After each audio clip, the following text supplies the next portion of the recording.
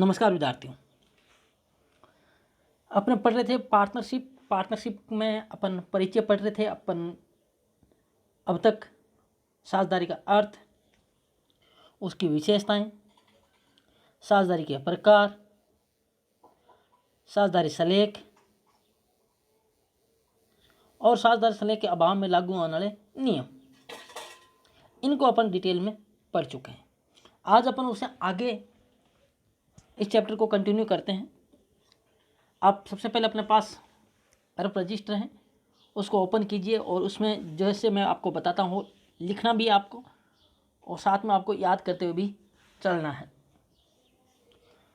तो जैसा कि साझेदारों के पूंजी खाते अपन यहाँ पढ़ते हैं। साझेदारों के पूंजी खाते बनाने की दो विधियाँ ही मैंने आपको बताया था कि देखो, दो विधियाँ पूंजी खाते कैपिटल अकाउंट रखने की। देखो, जब भी कोई साझेदार है, अपन बात करते हैं, साझेदार मिलकर के व्यवसाय करते हैं।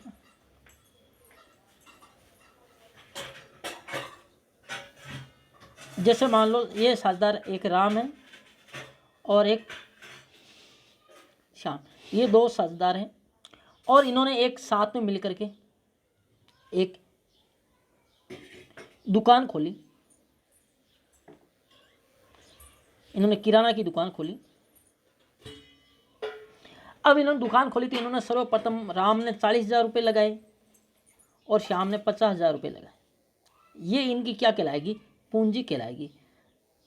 इन्होंने 40,000 राम ने और श्याम ने 50,000 रुपये लगाकर दोनों ने मिलकर के एक किराना की दुकान खोली। ठीक है, इन्होंने परचून की दुकान खोली। अब ये इनकी क्या है? पूंजी है। तो ये पूंजी लगाएंगे। राम के घर में बेटी की शादी है, इसने फर्म से रुपए निकाल भी लिए, आहरण कर लिया 5,000 रुपये का, जरूरत पड़ी तो। और सीधी सी बात है, दुकान का संचालन राम कर रहा है तो राम को वेतन दिया जा रहा है। तो इस प्रकार से साझेदार व्यवसाय में अनेक लेन देन घटित होंगे। आहरण भी होगा, वेतन भी दिया जाएगा, साझेदारों को लाभ भी मिलेगा, पूंजी पर ब्याज, आहरण पर ब्याज, अतिरिक्त लोन पर ब्याज। तो इन सारी घटनाओं को अपन क्या करते हैं? खातों के माध्यम से इनको अपन दर्ज करते हैं। तो इनको दर्ज करने की, पूंजी खाते रखने की दो विधियां हैं। एक है स्थिर पूंजी खाता विधि और एक है परिवर्तनशील पूंजी खाता विधि। जैसे नाम से ही पता है, स्थिर पूंजी खाता विधि, इसमें जो पूंजी है वो क्या रहती है? स्थिर रहती है। और इसमें पूंजी क्या होती है? परिवर्तनशील होती रहती है। जैसे मैंने आपको बताया कि राम और श्याम ने पूंजी लगाई 40,000 और 50,000, तो इस विधि में खाता रखने पर पूंजी 40,000 और 50,000 ही रहेगी। लेकिन परिवर्तनशील विधि में पूंजी क्या होती रहेगी? परिवर्तन होती रहेगी। अब देखो, यदि पूंजी को अपन को स्थिर रखना है तो इसलिए इसमें दो खाते खोले जाते हैं, एक साझेदारों के पूंजी खाते, एक साझेदारों के चालू खाते। और परिवर्तनशील पूंजीपत्ति में एक खाता खोला जाता है, साझेदारों का पूंजी खाता। यहाँ पर ये बुक में गलत दे रखा है, चालू खाता नहीं होकर के आपके यहाँ पर होगा पूंजी खाता, ये आप नोट कर लेना, पूंजी खाता। यानी कि परिवर्तनशील पूंजी खाता विधि में एक ही खाता खोला जाता है, पूंजी खाता, सारे लेन देन वहीं लिखे जाते हैं। लेकिन स्थिर पूंजी खाता विधि में दो खाते खोले जाते हैं, पूंजी खाते और चालू खाते। साझेदारों के पूंजी खाते। स्थिर पूंजी विधि पढ़ रहे हैं अपन। सबसे पहले सभी साझेदार ये निश्चित कर लें कि उनकी पूंजी में कोई परिवर्तन नहीं किया जाएगा। देखो, स्थिर पूंजी विधि में पूंजी में कोई परिवर्तन नहीं किया जाएगा। तो ऐसी दशा में साझेदारों के पूंजी खाते स्थायी पूंजी खाते विधि से रखे जाते हैं और स्थायी पूंजी खाते कहलाते हैं। स्थायी पूंजी खाता विधि में साझेदारों के पूंजी संबंधी दो खाते खोले जाते हैं, पूंजी खाते और चालू खाते। यानी कि पार्टनर कैपिटल अकाउंट और पार्टनर करंट अकाउंट।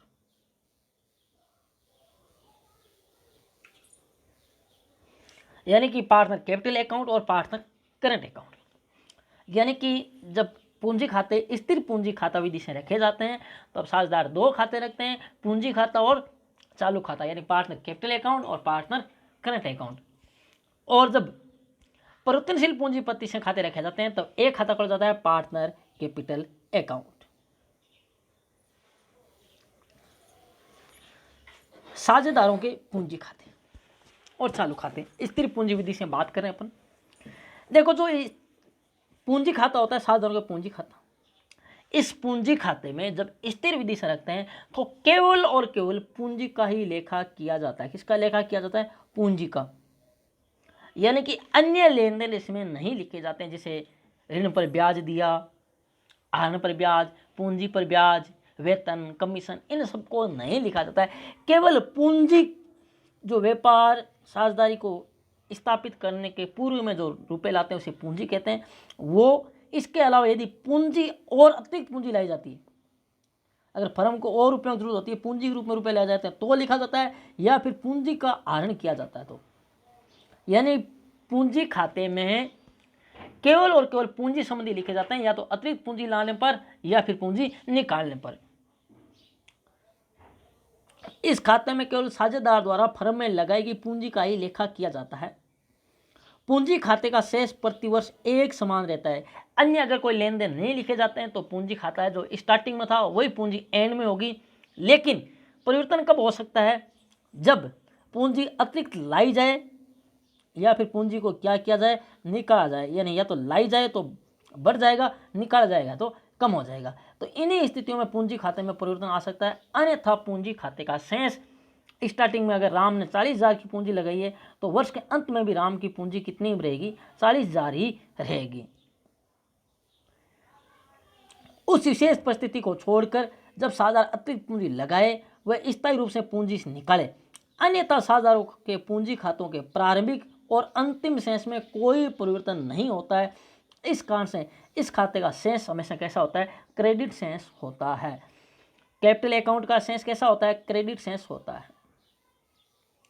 साझेदार पूंजी खाते का हमेशा जमा शेष होता है, और जमा शेष का मतलब है कि पूंजी खाते के क्रेडिट साइड का योग क्या होगा? ज़्यादा होगा। योग क्या होगा? ज़्यादा होगा।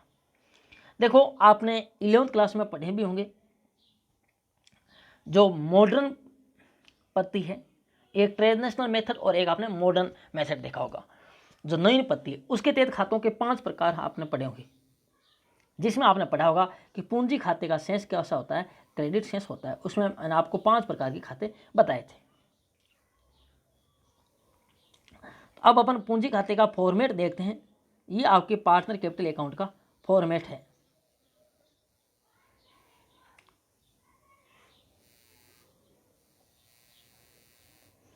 ये आपके पार्टनर कैपिटल अकाउंट का फॉर्मेट है। आपको इस फॉर्मेट को अपने रफ रजिस्टर में नोट करना है। सबसे पहले आपको लिखना है पार्टनर कैपिटल अकाउंट, साझेदारों का पूंजी खाता। ये आप सबको पता है क्रेडिट साइड है, और ये आपके डेबिट साइड है। डेबिट यानी नाम, क्रेडिट यानी जमा। आपको ये कॉलम बनाने पर्टिकुलर विवरण, और जितने पार्टनर होते हैं उतने पार्टनर का अपन कॉलम बनाते हैं। अगर 2 पार्टनर है तो 2 कॉलम, ए बी 3 पार्टनर है तो 3 कॉलम, 4 पार्टनर है तो 4 कॉलम। क्योंकि साझेदारी में कम से कम पार्टनर 2 होते हैं तो यहाँ पर 2 कॉलम अपने फॉर्मेट में काल्पनिक रूप से बना रखें, ए और बी। सेम डेबिट साइड में, same to same credit side में आपको पर्टिकुलर ए और बी लिख दिया। अब देखो कोई भी साझेदारी व्यवसाय स्थापित किया जाएगा तो सबसे पहले व्यवसाय में स्थापित करने के लिए पूंजी लाई जाएगी। क्या किया जाएगा? पूंजी को लाया जाएगा। और जब भी कोई साझेदार पूंजी लेके आएगा तो अपन क्या लिखेंगे? क्रेडिट साइड में लिखेंगे बाय बैलेंस बीडी।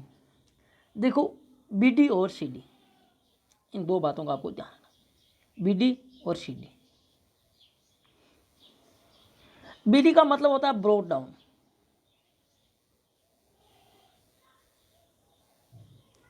और सीडी का मतलब होता है कैरी डाउन। यानी कि ब्रोट डाउन का मतलब है पीछे से आगे लाया गया, यानी कि पीछे से आगे लाया गया। और कैरी डाउन का मतलब है आगे ले जाया गया।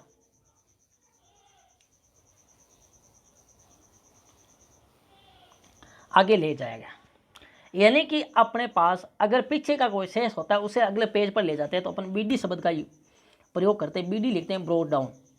और जब उसे आगे ले जाते हैं अगले पेज में तो वहाँ पर शब्द यूज करते हैं सीडी यानी कैरी डाउन।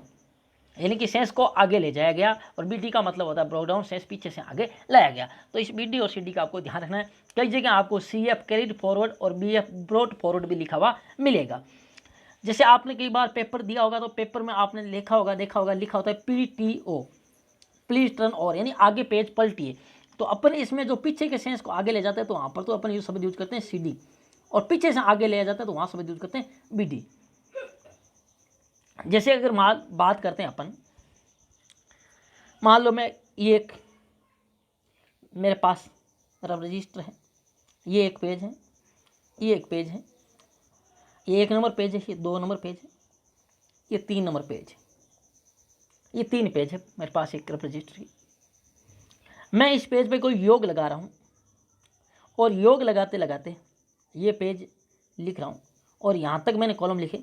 अब मुझे अगले पेज में कॉलम लिखे, तो यहाँ तक का मैंने योग लगाया, यहाँ तक का मेरा योग हुआ 40,000। अब मैं इस योग को क्या ले जाऊँगा, आगे यहाँ ले जाऊँगा। ठीक है, यहाँ से स्टार्ट किया मैंने, कोई एक क्रम संख्या 2 3 इस प्रकार मत लिखना।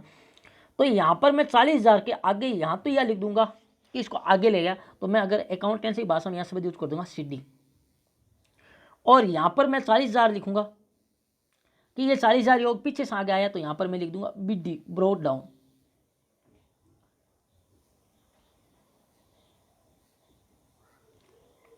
और फिर मैं इधर का योग करता हूँ, इधर का, और इधर का योग मान लो इस पेज का योग 20,000, तो यहाँ का योग हो गया अब 60,000।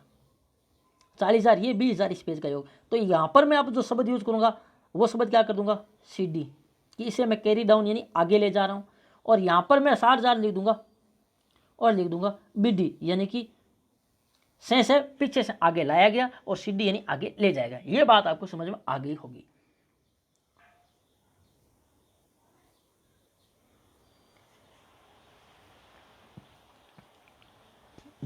तो अब आपको क्या करना है, यहाँ पर लिख दिया बाय बैलेंस बीडी, जब ए ने पूंजी लगाई और जो पूंजी बी ने लगाई, इन्होंने जो भी पूंजी इनका वैसा पीछे चल रहा है, तो इनकी जो भी पूंजी लगी हुई वो बैलेंस बीडी अपन लिख देंगे। ठीक है, ये सारे लिखने के नियम मैं आपको अभी डिटेल में बताऊंगा कि कौन सी मदें किस साइड आएगी, कौन सी मदें किस साइड आएगी। ये सारी बातें अपन डिटेल में धीरे धीरे जानेंगे। एक बार अपन इन मदों की चर्चा कर लेते हैं कि इन मदों में क्या होता है। Interest on capital, interest on capital का मतलब है पूंजी पर ब्याज।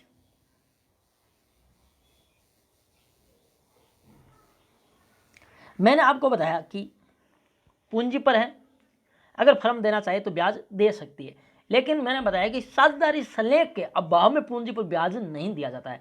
अगर साझेदारी मध्य समझौता है तो ही ब्याज दिया जाएगा, अगर साझेदारी सलेख का अभाव है तो पूंजी पर ब्याज नहीं दिया जाएगा। अब साझेदारी सलेख अगर है और उसमें पूंजी पर ब्याज का उल्लेख है, तो पूंजी पर साझेदारों को क्या दिया जाएगा, ब्याज दिया जाएगा। इससे साझेदारों की पूंजी में क्या होगी, वृद्धि होगी। तो ये अपन क्रेडिट साइड में लिख देंगे। इसके अलावा सैलरी, अगर साझेदारों को क्या दिया जाए, वेतन दिया जाए, साझेदारों को कमीशन दिया जाए, वो सारी मदें अपन लिख देंगे। जो ए को दिया जाएगा ए के कॉलम में, जो बी को दिया जाएगा वो बी के कॉलम में। इसके अलावा प्रॉफिट एंड लॉस एप्रूवेशन अकाउंट, इसको अपन बाद में देखते हैं, अभी आपको बताऊंगा मैं। ये एक पार्टनर कैपिटल अकाउंट बनाने से पहले बनाया जाता है प्रॉफिट एंड लॉस एप्रूवेशन अकाउंट। इसके बारे में अपन आगे डिटेल में पढ़ेंगे। और इस साइड की बात करें तो टू बैलेंस बीडी, ये वो सेमी बैलेंस बीडी, लेकिन ये डेबिट साइड में तब लिखा जाता है जब साझेदारों का पूंजी खाते का शेष क्या हो, जमा नहीं होकर के डेबिट शेष हो, यानी कि फर्म खुद साझेदारों से रुपए मांगती हो, या साझेदारों ने क्या किया हो, ड्राइंग्स यानी आहरण किया हो, रुपए निकाल रही हो फर्म से। इंटरेस्ट ऑन ड्राइंग्स आहरण पर क्या हो, ब्याज हो।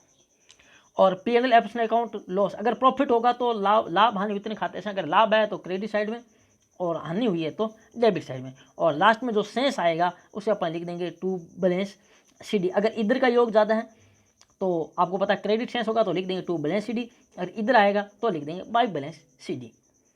तो सीडी का मतलब कैरी डाउन, आगे शेष ले जाएगा। इस प्रकार ये पार्टनर कैपिटल अकाउंट का फॉर्मेट है, आपको इसको नोट करना अपने रजिस्टर में, और ये क्रम आगे चलता रहता है। ये कौन सी विधि में, जब साझेदारों को क्या रखे जाते हो, स्थिर पूंजी खाता विधि से रखे जाते हो, तब खाते दो बनाए जाते हैं, पूंजी खाता और चालू खाता। अब साझेदार चालू खाते का फॉर्मेट भी देख लेते हैं अपन।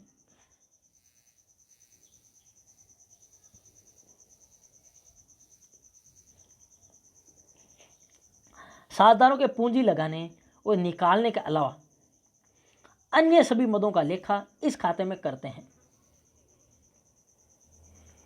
इस खाते के क्रेडिट पक्ष पर साझेदारों का वेतन, कमीशन, पूंजी पर ब्याज व लाभों का हिस्से का लेखा किया जाता है। इस खाते के डेबिट पक्ष पर साझेदारों के आहरण पर ब्याज व हानि में हिस्से का लेखा किया जाता है। इस खाते का शेष डेबिट और क्रेडिट हो सकता है। कौन सा अकाउंट का शेष? पार्टनर करंट अकाउंट का शेष। देखो, स्थिर विधि और परिवर्तनशील विधि, इनमें आगे अपन अंतर भी पढ़ेंगे तो आपको और अच्छे से समझ में आएगा। देखो, स्थिर विधि में पूंजी खाते का शेष हमेशा स्थिर रहता है, इसलिए इसमें 2 खाते बनाए जाते हैं। और परिवर्तनशील पूंजी खाता विधि में खाते का शेष परिवर्तन होता रहता है, इसलिए खाता बनाया जाता है। इसमें जो खाता बनाया जाता है वो बनाया जाता है पूंजी खाता, और इसमें जो खाते बनाए जाते हैं वो बनाया जाता है पूंजी खाता और चालू खाता। पूंजी खाता और चालू खाता, ये बात आपको पहले दिमाग में बैठानी है, सेट करनी है अपने दिमाग में।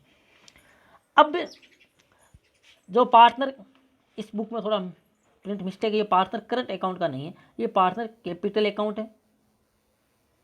और यहाँ पर ये पार्टनर कैपिटल नहीं है, ये पार्टनर करंट कर लेना, इसे थोड़ा करेक्शन कर लेना बुक में जो है, इसलिए आप ध्यान रखना। यहाँ पर ये पार्टनर कैपिटल नहीं होकर के पार्टनर करंट अकाउंट होगा, और ये आपका पार्टनर करंट नहीं होकर के पार्टनर कैपिटल अकाउंट होगा, यानी पूंजी खाता और चालू खाता। देखो, पूंजी खाते में जो शेष होगा, सबसे पहले वो शेष लिखा जाएगा बाय बैलेंस BD। अब अगर पूरे साल में कुछ भी नहीं होता है तो इधर का योग है, योग करेंगे और इधर सीधा लिख देंगे टू बैलेंस CD, ये 2 ही मदें आएगी। लेकिन अगर कोई साधारण बीच के दौरान अतिरिक्त पूंजी लेके आते हैं तो अपन लिख देंगे बाय कैश या बैंक, जो साधारण पूंजी लेके आया है। अगर वर्ष के मध्य पूंजी का आहरण करते हैं तो इधर लिख देंगे टू कैश या बैंक, जो उन्होंने पूंजी निकाली है। और ये आपका पार्टनर कैपिटल अकाउंट का फॉर्मेट है, ये पार्टनर करंट अकाउंट का फॉर्मेट है। बुक में थोड़ा मिस्टेक दे रखी, आप इसको करेक्शन कर लेना।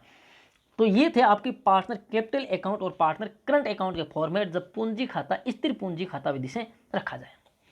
यहाँ पर है, ये आपके चालू खातों के शेष लिखे जाएंगे, यहाँ पर आपके पूंजी खातों के शेष लिखे जाएंगे। अब आपको कैसे पता चलेगा कि कौन सी मद क्रेडिट साइड में लिखनी है, कौन सी मद डेबिट साइड में लिखनी है? तो मैंने आपको बताया कि साझेदारों के पूंजी खाते का जो शेष है वो हमेशा क्रेडिट शेष होता है। तो ये आपका पूंजी खाता है तो हमेशा शेष क्रेडिट साइड में लिखा जाएगा। अगर सवाल में डेबिट शेष दे रखा हो, किसी बाई चांस परिस्थितियों में हो भी जाए, लेकिन होगा नहीं, हो तब पार्टनर करंट अकाउंट का आपको डेबिट शेष मिल सकता है जरूर, तो आपको इधर लिखना है, नहीं तो पार्टनर कैपिटल अकाउंट में हमेशा क्रेडिट शेष लिखना है। अब अगर कोई सादा रुपए लेकर के आता है तो जब वो रुपए लेकर के आएगा तो पुष्टि क्या होगी? कैश अकाउंट DR या फिर bank account DR to partner, जिसका नाम होगा टू B है तो B, A है तो A, तो टू पार्टनर कैपिटल अकाउंट, ठीक है। और इसकी अपन पार्टनर कैपिटल अकाउंट में खतौनी करेंगे तो इसको अपन छोड़ देंगे, कैश डेबिट ही क्रेडिट साइड में आ जाएगा, बाई कैश और या फिर बाई बैंक अकाउंट अपन लिखेंगे। उसी प्रकार अगर आहरण करता है तो इस साइड में आ जाएगा। पुष्टि क्या हो जाएगी? Partner capital account DR to cash account, यानी partner capital account DR to cash या बैंक, जो भी साझेदार का नाम होगा यहाँ पर वो नाम आ जाएगा। अगर A है तो A कैपिटल अकाउंट, B है तो B कैपिटल अकाउंट या टू कैश या बैंक।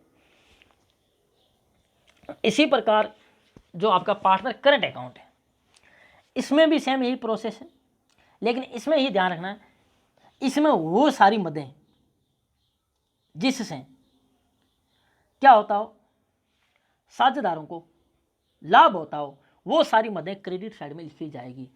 जिससे साझेदारों को क्या हो? लाभ हो, वो सारी मदें क्रेडिट लिखी जाएगी। और जिससे साझेदारों को हानि हो, वो सारी मदें की साइड लिखी जाएगी? आपके डेबिट साइड लिखी जाएगी। यानी जिन मदों से साझेदारों को लाभ हो वो सारी मदें क्रेडिट साइड में, और जिनसे साझेदारों को हानि हो वो सारी मदें डेबिट साइड में लिखी जाएगी। जैसा कि ये फॉर्मूला आप देख रहे हो, पूंजी पर ब्याज से साझेदारों की फायदा है, वृद्धि है, उनके वेतन, कमीशन, लाभ हानि वितरण खाते का लाभ, ये सारी मदें क्रेडिट साइड में लिखी जाएगी। और जिनसे हानि हो वो सारी मदें, जैसे ड्राइंग्स, इंटरेस्ट ऑन ड्राइंग्स, लाभ हानि वितरण खाते का हानि, ये सारी मदें डेबिट साइड लिखी जाएगी। ये बात आपको ध्यान में रखनी है। और इस खाते का जो शेष है पार्टनर करंट अकाउंट का, वो शेष डेबिट भी हो सकता है और क्रेडिट भी हो सकता है। जबकि पूंजी खाते का शेष हमेशा कैसा होता है, क्रेडिट शेष होता है। कौन सी विधि में, स्थिर पूंजी खाता विधि में। ये बात आपको ध्यान में रखनी है। तो ये चीज़ आपको समझ में आई होगी। तो आपको क्या करना है, इस फॉर्मेट को क्या करना है, याद करना है। इस फॉर्मेट को क्या करना है, लिखना है। और इस फॉर्मेट के प्रत्येक मद को, प्रत्येक मद जैसे इंटरेस्ट ऑन कैपिटल शेयर, इनको प्रत्येक मद को आपको क्या है, समझना है। तो ध्यान रखना, स्थिर पूंजी खाता विधि में दो खाते खोले जाते हैं, पार्टनर कैपिटल अकाउंट और partner current account. Partner capital account और पार्टनर करंट अकाउंट। और पार्टनर कैपिटल अकाउंट में केवल पूंजी संबंधी मदें लिखी जाती है, या तो अगर अतिरिक्त पूंजी लाई जाती है तब, या फिर पूंजी का आहरण किया जाता है। इसके अलावा अन्य सारी मदें पार्टनर करंट अकाउंट में लिखी जाती है। चाहे पूंजी पर ब्याज हो, चाहे वेतन हो, कमीशन हो, आहरण पर चाहे ब्याज हो, ये सारी की सारी मदें कहाँ लिखी जाती है, पार्टनर करंट अकाउंट में लिखी जाती है, स्थिर पूंजी खाता विधि के तहत में। तो आपको ये ध्यान रखना है कि पार्टनर करंट अकाउंट में क्रेडिट साइड वह मदें लिखी जाती है जिससे साधारण क्या हो, लाभ हो, और डेबिट साइड में वो मदें लिखी जाती है जिससे क्या हो, हानि हो। जिससे नुकसान हो रहा हो सारी मदें डेबिट साइड में, जिनसे लाभ हो सारी मदें क्रेडिट साइड में लिखी जाती है। तो आज के लिए इतना ही, आप इस फॉर्मेट को याद करना। बाकी अपन अगली क्लास में पढ़ेंगे जो आपकी विधि देखिए, परिवर्तनशील पूंजी खाता विधि। जो आपके परिवर्तनशील पूंजी खाता विधि है, ध्यान रखना, जो परिवर्तनशील पूंजी खाता विधि है उसमें केवल एक ही खाता खोला जाता है, और वो खोला जाता है साझेदारों का पूंजी खाता। अब फर्क क्या है दोनों विधियों में? दोनों विधियों में फर्क सिर्फ इतना है कि स्थिर पूंजी खाता विधि में दो खाते खोले जाते हैं, और परिवर्तनशील पूंजी खाता विधि में केवल एक खाता खोला जाता है। यानी कि जहां अपन इन दोनों अकाउंट, यहाँ पर आपके स्थिर पूंजी विधि में दोनों अकाउंट अलग अलग शो हो रहे हैं, खोलेंगे, लेकिन परिवर्तनशील पूंजीपति में ये दोनों अकाउंट क्या हो जाएंगे, कमांड हो जाएंगे। यानी सारे ट्रांजैक्शन पूंजी खाता में आएंगे, चाहे पूंजी निकालने संबंधी हो, चाहे पूंजी का हो, चाहे वेतन का हो, चाहे आहरण का हो, यानी सारे लेन देन केवल इसी एक फॉर्मेट में, यानी इसी एक खाते में आएंगे। और सेम टू सेम उसी साइड सेम वही तरीका वैसे के वैसे आएंगे। फर्क केवल इतना है कि इसमें एक खाता खोला जाएगा, सारे लेन देन इसी एक खाते में आएंगे। तो ये बात आपको ध्यान में रखनी है। बाकी कल अपन इसको पढ़ेंगे और स्थिर और परिवर्तनशील पूंजी खाता विधियों में अंतर देखेंगे। तो ये फॉर्मेट आप हैं, थोड़ा इसको ध्यान गौर करना और इसको याद करना है आपको। ये फॉर्मेट की जो भी मदें हैं आपको ध्यान में रखनी है। धन्यवाद।